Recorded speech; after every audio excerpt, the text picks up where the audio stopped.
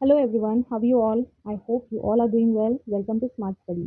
तो फ्रेंड्स, आज से हम हिस्ट्री की एनसीईआरटी की नई सीरीज स्टार्ट करने जा रहे हैं, जिसमें हम हिस्ट्री के क्लास 6 से लेकर क्लास 12 तक की सारी एनसीईआरटी कवर करेंगे। ये वीडियो उन लोगों के लिए बेनिफिशियल रहेगा जो यूपीएससी 2025 और 2026 के लिए प्रिपेयर कर रहे हैं। तो without wasting any time, so let's get started. Class 6 history NCERT chapter 1 introduction. What, where, how and when. इस चैप्टर में हमें कुछ सवालों के जवाब मिलेंगे, जैसे व्हाट, लोग क्या खाते थे, क्या पहनते थे। वेयर, जैसे वो कहाँ रहते थे। हाउ, वो कैसे रहते थे, उनकी लाइफस्टाइल कैसी थी। और व्हेन, उनका टाइम पीरियड क्या था। इन सब चीज़ों के बारे में हमें इस चैप्टर में पता चलेगा। तो आइए चलते हैं। रशीदास क्वेश्चन। रशीदा नाम की एक लड़की है जो न्यूज़पेपर पढ़ रही थी। Suddenly her eyes fell on a small headline 100 years ago। तो उसने न्यूज़पेपर पढ़ते पढ़ते उसने एक लाइन पढ़ ली, जैसे 100 years अगो। तो शी वॉज वेरी अमेज्ड कि इतने सालों पहले क्या हुआ, लोगों को कैसे पता चलता होगा। जैसे अगर हमें कल के बारे में पता करना हो तो हम रेडियो सुन सकते हैं, टेलीविज़न देख सकते हैं, या फिर न्यूज़पेपर भी पढ़ सकते हैं। अगर हमें लास्ट ईयर के बारे में पता करना हो तो हम किसी ऐसे इंसान को भी पूछ सकते हैं जिसकी मेमोरी बहुत शार्प है, या फिर जो ज़्यादा देर तक चीज़ें याद रखता हो, तो ऐसे इंसान को हम पूछ सकते हैं। लेकिन बहुत बहुत सालों पहले, जैसे 5,000 10,000 साल पहले क्या हुआ, तो वो हमें कैसे पता चलता होगा।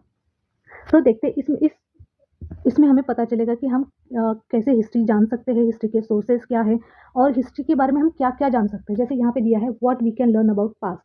पास्ट में क्या क्या चीज़ें हम पता कर सकते हैं, जैसे व्हाट पीपल एट, लोग क्या खाते थे, वो कैसे कपड़े पहनते थे, कि कौन से घरों में रहते थे। ये सब चीज़ें भी उनकी लाइफस्टाइल डिस्क्राइब करती है। जैसे लोग किस टाइप के कपड़े पहनते थे, कौन से हाउस में रहते थे, या पक्का हाउस होता था, या फिर ब्रिक्स से बना हुआ होता था, स्टोन से बना हुआ होता था। वो हाउस कैसा होता था, वो कैसे कपड़े पहनते थे, और उनके लाइफ़स्टाइल के बारे में भी पता कर सकते हैं। उनका लाइवलीहुड क्या था, जैसे कोई हंटर्स था, कोई हर्डर्स थे, कोई फार्मर्स थे, जैसे रूलर्स हो गया, मर्चेंट्स हो गया, प्रीस्ट्स थे। तो ये जैसे क्राफ्ट्स पर्सन थे, आर्टिस्ट थे, म्यूजिशियंस थे, साइंटिस्ट।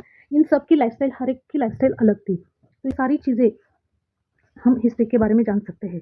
सबसे पहले देखेंगे, वेयर डिड पीपल लिव, लोग रहते कहाँ थे। Find river Narmada on map 1। तो आइए देखते हैं मैप 1 कहाँ है।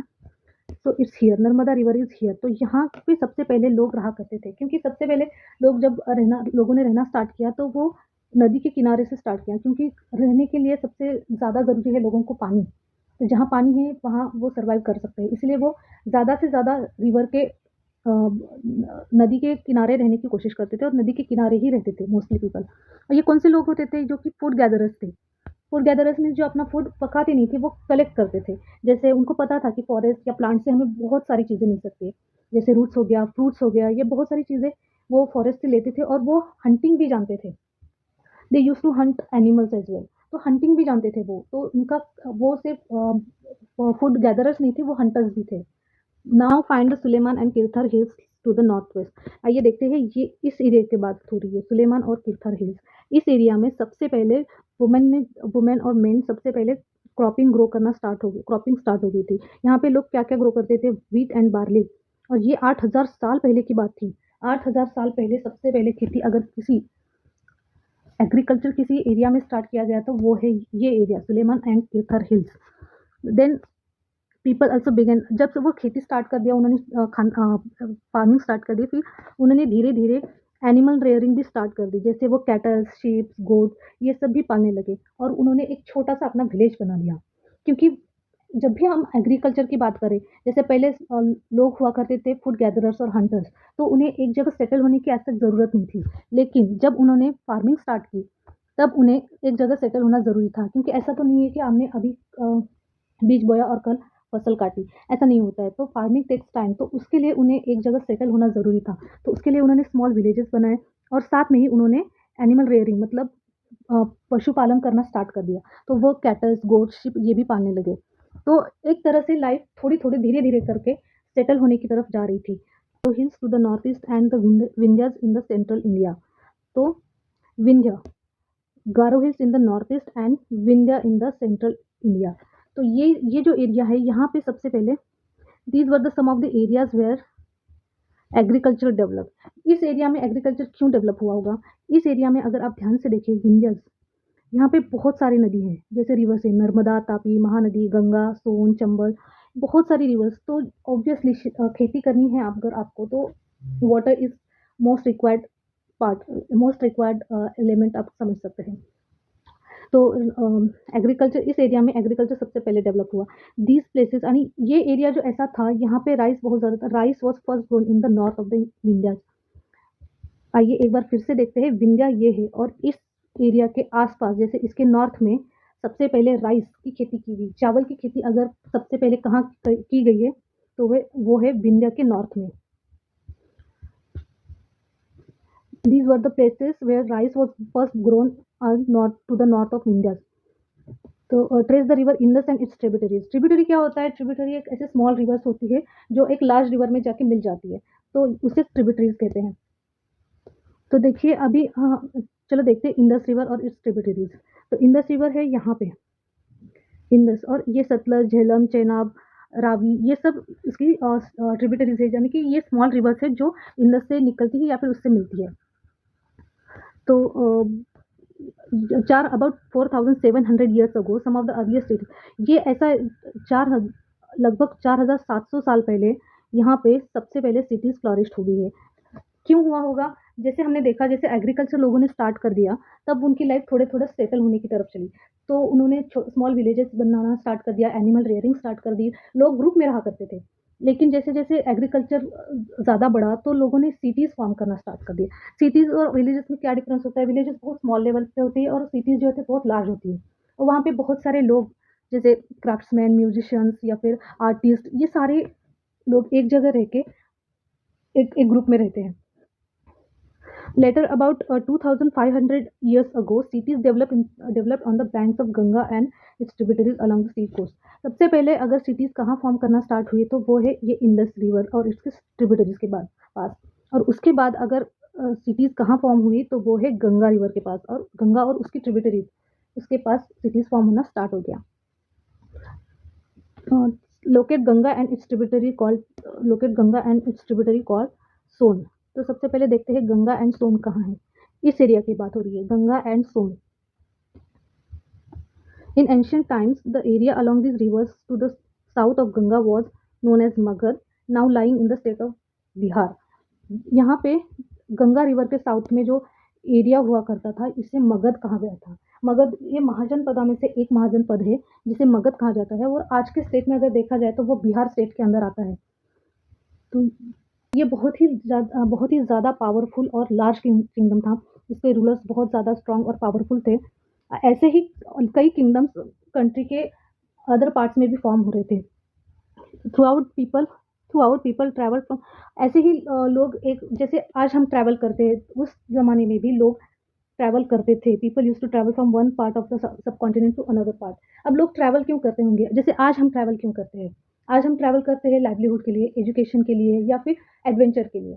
तो पहले भी लोग ट्रैवल करते थे लाइवलीहुड के लिए। मेनली उनका रीज़न होता था कि वो लाइवलीहुड के लिए, in the search of livelihood they use to travel. और कुछ लोग ऐसे भी थे जिनको मजबूरी में ट्रैवल करना पड़ता था, एक जगह से दूसरी जगह रिलोकेट होना पड़ता था, क्योंकि वहाँ तब नेचुरल डिजास्टर बहुत ज़्यादा होते थे, जैसे फ्लड्स और ड्रॉप्स, ये सारी चीज़ें बहुत ज़्यादा होती थी। अगर किसी जगह पे फ्लड्स की वजह से पूरा एरिया बर्बाद हो गया तो उनको रिलोकेट करना ज़रूरी ही पड़ता था। और ड्रॉप्स होने के बाद वो खाएंगे क्या ना? खाने के लिए तो उनको कम से कम ऐसी जगह जाना पड़ता है। हमें भी आज भी अगर देखें हम, तो विलेज से सिटीज़ में मोस्ट ऑफ द माइग्रेशंस होता है। क्यों? क्योंकि विलेजेस में अपॉर्चुनिटीज़ नहीं है, फैसिलिटीज़ नहीं है जो सिटीज़ में है। सिटीज़ विलेजेस को इसीलिए अट्रैक्ट करती है क्योंकि वहाँ पे एजुकेशन अच्छा मिलता है, जॉब अपॉर्चुनिटीज़ बहुत सारी होती है, फैसिलिटीज़ बहुत सारी होती है। ये सारी चीज़ें लोगों को अट्रैक्ट करती हैं।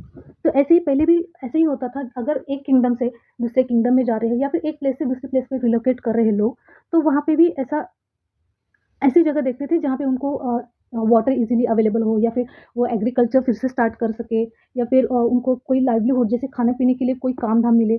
तो इस चीज़ों के लिए वो रिलोकेट करते थे। समटाइम्स मेन मार्च इन आर्मीज। अब आर्मीज क्यों फॉर्म की?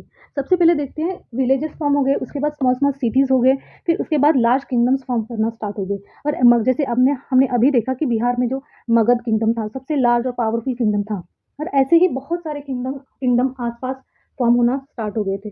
तो इन किंगडम्स का ऐसा था, तो ऑब्वियसली अगर एक की जगह अगर दो तीन किंगडम्स भी बन जाते तो उनको इनसिक्योरिटी फील होती थी, जैसे कि ये एरिया या फिर ये जैसे अपना एरिया या फिर अपने लोगों को प्रोटेक्ट करने के लिए उन्होंने एक आर्मी खड़ी करना स्टार्ट कर दिए थे। तो जैसे उनको एक दूसरे के जैसे कॉन्कर करना था, तो इन लोगों के लिए जैसे वॉर होते थे, क्योंकि एक दूसरे के लिए जैसे ज़मीन के लिए वॉर होते थे, तो उसके लिए उन्होंने आर्मी भी रखी थी और लोग आर्मी में भी जॉइन करने के लिए भी ट्रैवल करते थे। मर्चेंट्स भी ट्रैवल करते थे। मर्चेंट्स क्यों ट्रैवल करते थे? मर्चेंट्स एक जगह से दूसरी जगह ट्रैवल करते थे जहाँ पे उनको कस्टमर्स मिले। रिलीजियस टीचर्स भी ट्रैवल करते थे एक गांव से दूसरे गांव, एक शहर से दूसरे शहर। वो क्यों करते थे? उनको इंस्ट्रक्शंस और लोगों को एडवाइस करना होता था। रिलीजियस टीचर्स का काम क्या होता है? वो रिलीजियस प्रैक्टिसेस के बारे में लोगों को समझाते हैं, उनको मोटिवेट करते हैं कि वो फॉलो करें वो पाथ। तो वो ऐसे रिलीजियस टीचर्स ट्रैवल करते थे, मर्चेंट्स ट्रैवल करते थे, लोग आर्मी जॉइन करने के लिए ट्रैवल करते थे। जैसे नेचुरल डिजास्टर हो गया तो लोगों को मजबूरी में ट्रैवल करना पड़ता था। तो ये इन सब चीज़ों की वजह से लोग ट्रैवल करने लगे एक दूसरे के साथ। फिर उनके आइडियाज़ इंटरैक्ट करने की वजह से उनके आइडियाज़ एक्सचेंज होने लगे। तो इनका इंटरैक्शन की वजह से एक मिक्स्ड कल्चर फॉर्म होने लगा। जैसे इस टाइप से लोगों का शेयरिंग ऑफ आइडियाज़ भी बढ़ गए। तो व्हाई डू पीपल ट्रैवल? आज के ज़माने में लोग क्यों, जैसे मैंने अभी बताया आपको कि आज हम क्यों ट्रैवल करते हैं। जैसे एजुकेशन हो गया, लाइवलीहुड हो गया, फैसिलिटीज़ हो गई, या फिर और सारी चीज़ें जो लोगों को अट्रैक्ट करती हैं, या फिर एडवेंचर हो गया। कुछ लोग घूमने फिरने भी जाते हैं, टूर के लिए जाते हैं।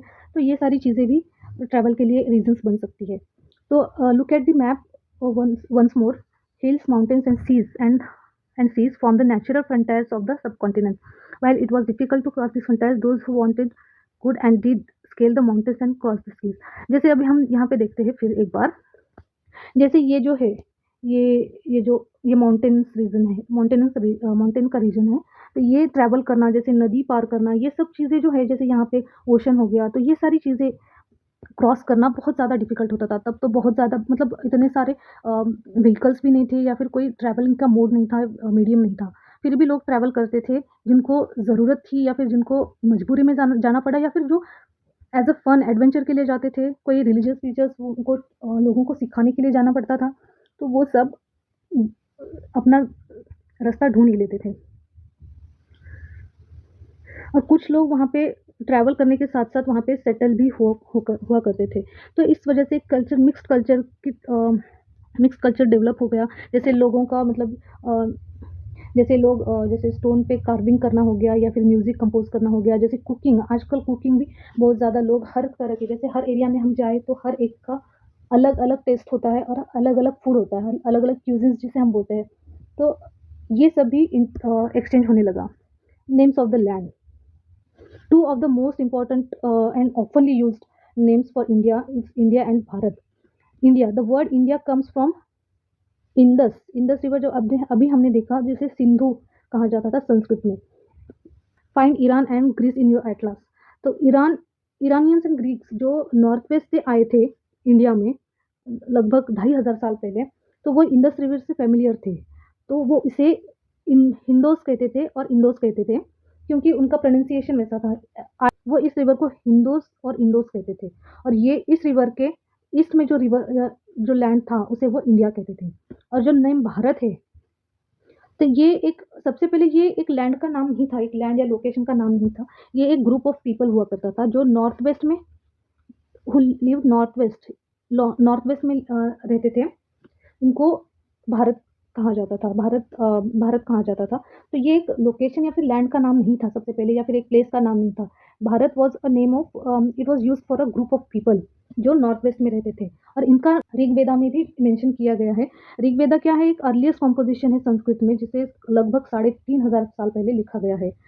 और धीरे धीरे धीरे ये नाम जो है कंट्री के लिए यूज होता गया, लेकिन सबसे पहले ये नाम एक ग्रुप ऑफ पीपल को डिनोट करता था।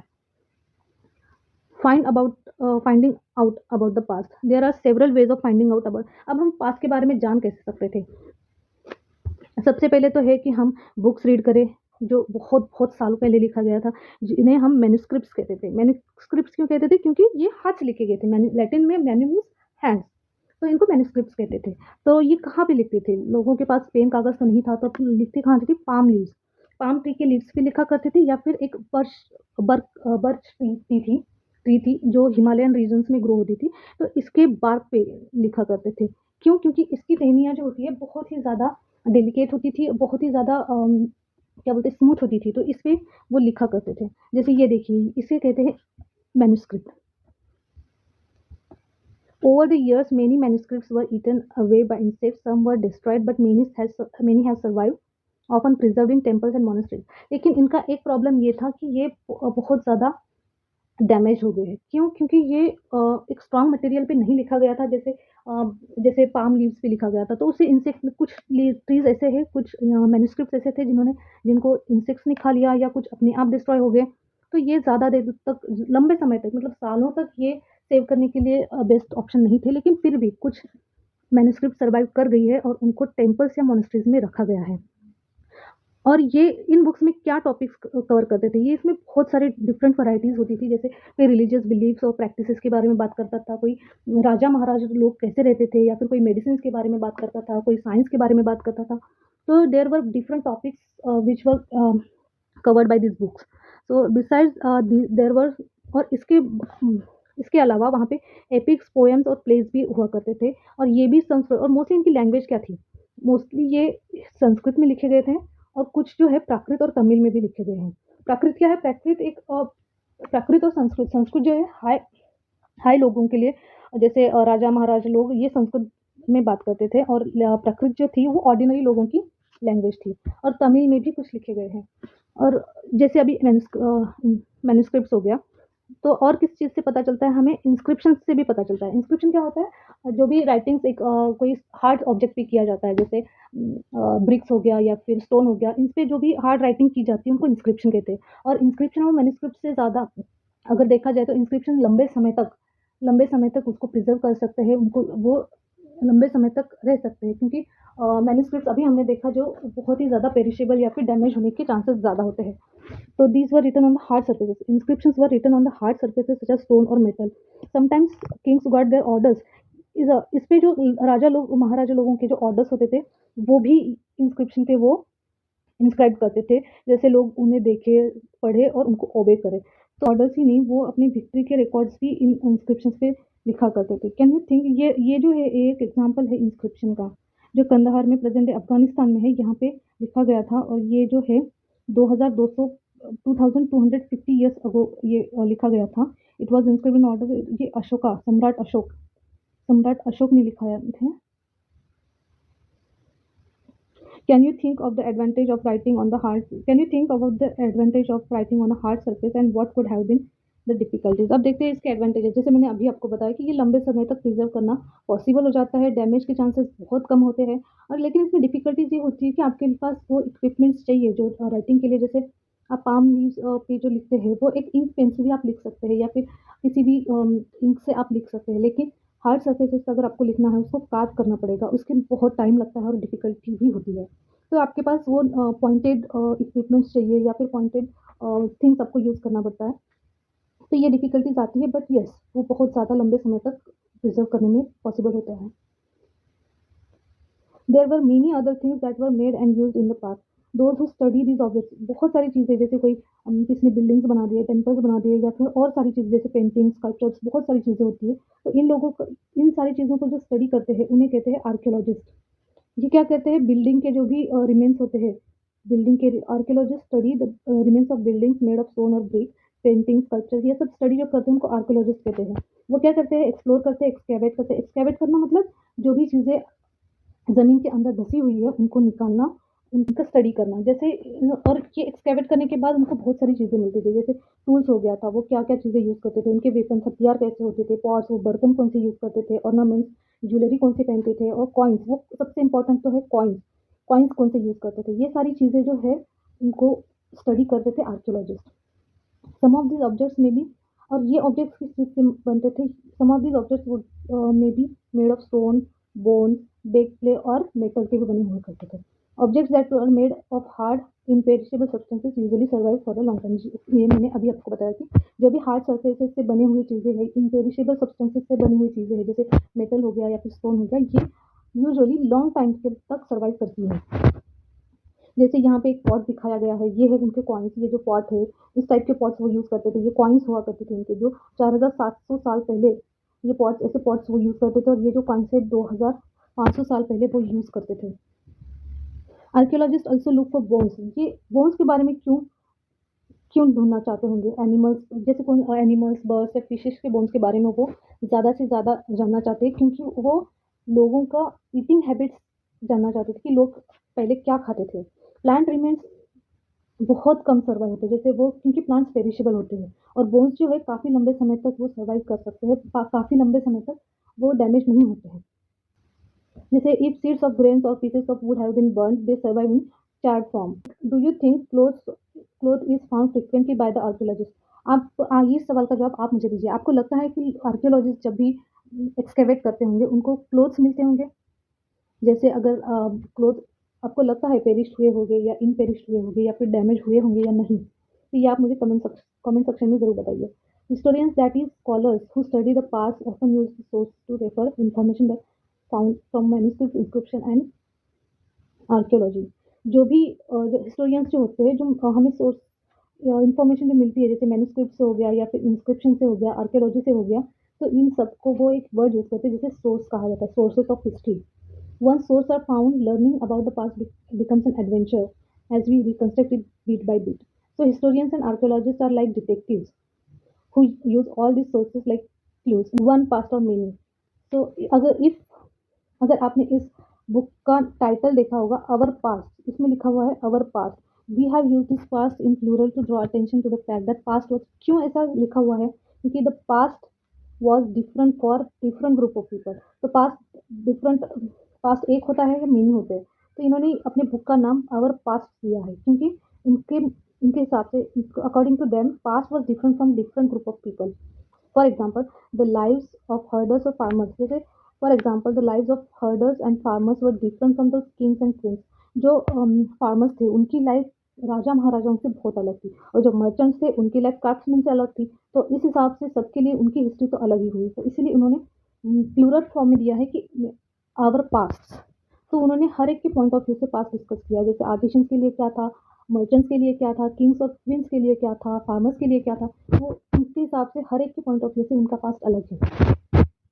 Also as it is true even today, people follow different, क्योंकि आज भी ये सही है, क्योंकि पीपल आजकल लोग different practices, different customs follow करते हैं different parts of India. For example today most people live in Andaman islands. जैसे आजकल मोस्ट ऑफ द लोग जो अंडमान आइलैंड में जो भी लोग हैं, आज भी वो fishing, hunting and food gatherers है। लेकिन जबकि सिटीज़ में जो लोग रहते हैं तो वो दूसरों पे डिपेंड करते हैं अपने फूड के लिए, दूसरों पे ऐसे, जैसे यहाँ पे फार्मर्स फूड प्रोड्यूस करते हैं, और जो जैसे कोई जॉब करता है, टीचर टीचिंग का जॉब करता है, मर्चेंट उसका काम करता है, जो क्राफ्ट्समैन है वो अपना काम करते हैं, जो आर्टिस्ट है वो उनका काम करते हैं। जैसे फार्मर जो है वो फूड प्रोवाइड करता है, तो वो ये जो म्यूजिशियन है या फिर टीचर है या जो मर्चेंट है या जो क्राफ्ट्समैन है, वो खुद जाके खेती नहीं करता है, वो जो खुद जाके फार्मिंग नहीं करता है, वो अपने फूड के लिए फार्मर्स पे डिपेंड है, और फार्मर्स अपने बच्चों को पढ़ाने के लिए टीचर पे डिपेंड है। तो ये डिपेंडेंसी जो है वो एक सोसाइटी क्रिएट करती है। Besides, there is another kind of difference. We know a great deal about kings and the battles they fought because they kept. हमें राजा और उनके बैटल्स के बारे में, किंग्स और उनके बैटल्स के बारे में इसलिए पता है क्योंकि उन्होंने अपनी विक्ट्रीज जो है वो इंस्क्रिप्शंस पे कार्व की है। लेकिन ऑर्डिनरी लोगों ने, जैसे हंटर्स हो गया, फिशिंग फोक्स हो गए, गैदरर्स हो गए, फार्मर्स हो गए, इन्होंने अपना ऐसे जैसा कोई रिकॉर्ड बना के नहीं रखा है। तो ये हिस्ट्री हमें जानने के लिए और बहुत ज़्यादा स्टडी करनी बाकी है। If somebody ask you about, आजकल अगर आपको डेट के बारे में कोई पता, डेट के बारे में अगर कोई पूछे, सपोज अगर आज आपको कोई डेट के बारे में पूछे, तो आप क्या बोलते हैं? Date, month and year. जैसे अभी 2024 चल रहा है, तो 2024 क्या है, कहाँ से, तो 2024 ही क्यों है? बिकॉज जनरली ऐसा आसान किया गया है, जैसे जीसस क्राइस्ट जो थे, उन जो फाउंडर थे क्रिश्चियनिटी के, तो उनका जो बर्थ था वहाँ से उन्होंने काउंट किया है, वहाँ से काउंटिंग ऑफ ईयर्स स्टार्ट हुई है। जैसे 2000 ईयर्स मीन्स 2000 मीन्स 2024, जैसे 2000 means 2000 years after birth of Christ. तो जैसे अभी 2024 चल रहा है, तो 2024 years after the birth of Christ. तो ऑल डेट्स बिफोर, और जो क्राइस्ट के बर्थ के पहले हुआ था तो उनको बिफोर क्राइस्ट कहते हैं, जो बाद में हुआ था उनको एडी, एनो डोमिनी भी कहा जाता है। बिफोर क्राइस्ट, एडी मीन्स एनो डोमिनी। एनो डोमिनी का मतलब क्या है? In the year of the Lord, that is Christ. तो 2012 was written can be written like AD 2020 to 2012।